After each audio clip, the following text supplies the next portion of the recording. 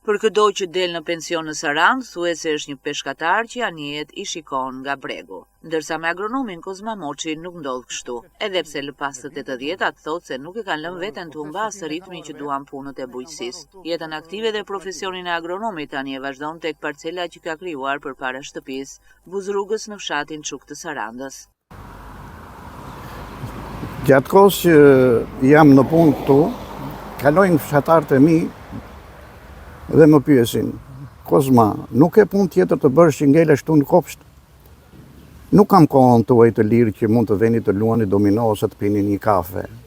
Koha ime e lirë është të jem pranë faktorit tokë, faktorit bim, të shërbej asaj se ajo më shërben mua që më ban plotësisht në të shëndet të plotë. Nëse juve keni kohë të veni në një kafe, të luani një domino, letra, mua ajo nuk më ka shoqëruar, edhe as do të më shoqëroj.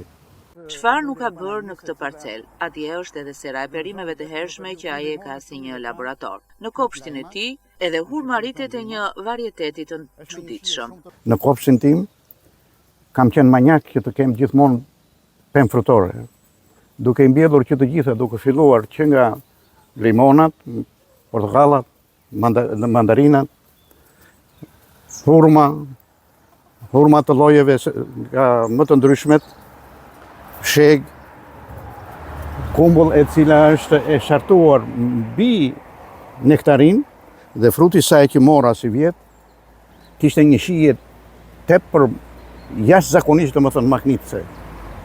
Pastaj janë pjeshkë, janë ullinjt, janë me radhë ftoj, janë arrat që mund të shikosh. Kozmaj, si për të treguar se brenda tij qëndron I ndezur pasioni agronomit, e nis ditën herët në mëngjes duke u shërbyer të mbjellave në serë dhe jashtë saj. E filloi punën që është në mëngjes sepse rrezet e para të diellit janë më tepër aktive dhe më tepër rezultative për bimët se sa në bazdite deri pas orës 5, ku përsëri kemi rrezet ultraviolet, të cilat ndikojnë në klorofilin. Nuk është vetëm kjo, po procesi I mëngjesit është kryesor për bimën, sepse sera në qoftë se e mban në mëngjes të mbyllur pas orës 8, ajo gjatë natës ka thithur gazin karbonik dhe kalshor oksigjenin dhe pjesa më e madhe e serës djersitet. Kjo djers fillon dhe pikon, si pika shiu, dhe sjell sëmundjen e vrugut. Edhe shtëpinvil ku banon familja e Kozmajt e mbulon gjelbërimi nga agrumet që kanë mbjellë në çdo pëllëm tok. Ky portokall është shumë I veçantë, është ovale calabrese italiane, me një shije shumë të veçantë, me kokra jashtëzakonisht të mëdha dhe të shijshme. Tregon se I tërë ky pasion ka nisur në bankat e shkollës në Golem të Kavajës. Pas mbarimit të shkollës amerikane në Kavaj, në Golemin e Kavajës, me urdhrin e partisë është dhënë periudha që do vinim 3 vjet në zonën malore për të dhënë përvojën tonë atje. Edhe u caktova nën kryetare kooperativës në Koprend në Skrapar. Atje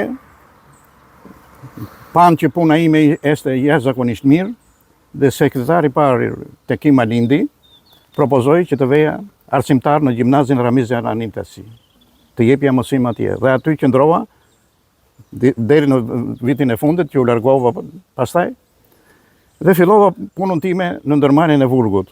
Në ndërmarrjen e Vurgut u mora 3 vjet e para në punimet shkencore të ndërmarrjes, duke bërë analizat pedologjike dhe kimike në 5.000 hektar tokë.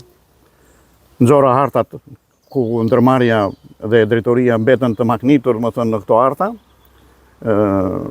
ku mbi to mbështetese pasandaj pasuria ekzistuese e tokës, e pasur, e varfër dhe e mesme, dhe nëpërmjet këtyre tregues nxirnim sa ishte aftësia prodhuese e vetë tokës, sa ishte mundësia që të hidhnim nitrat ose ptera superfosfat sipas vlerave kimike që kishin nga pasuria e tyre, dhe në këtë mënyrë si ndërmarrja shtuan prodhimin në shumë kultura bujqësore. Lumturia e Kozmait është e lidhur me djalin, I cili ecën në gjurmët e tij pasi thotë që punon me të njëjtën dashuri për tokën.